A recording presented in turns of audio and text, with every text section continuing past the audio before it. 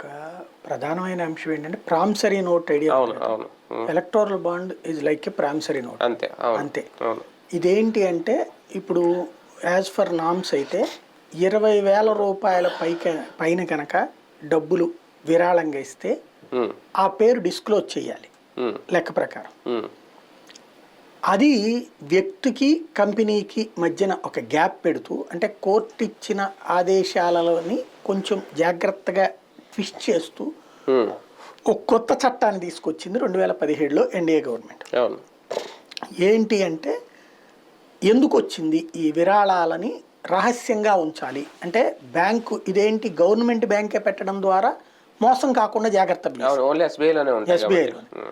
రెండవది అక్కడ ఎంతైనా నువ్వు దాంట్లో 10,000, 1,000, 10,000, 20,000, 50,000, లక్ష, ఉమ్, 10 లక్షలు, కోటి ఇట్లాగా బాండ్ కొనుక్కోవచ్చు. కొనుక్కోవచ్చు.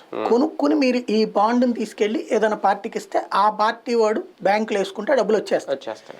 ఎవరి నుంచి వచ్చిందో వాడికి తెలియదు. ఆహా ఓకే. ఎవరి నుంచి వచ్చిందో ఆ పార్టీ వాడికి అదే తెలియదు. ఏ డిమాండ్ డ్రాఫ్ట్ లో డీడీలో చెక్ లేదు తెలిసిపోతుంది. అవును ఇది తెలియదు. అయితే ఈ బాండ్ ఇచ్చినోడు ఎవడో వాడికి తెలుసు కదా. బ్యాంక్ వాడికి తెలుసు.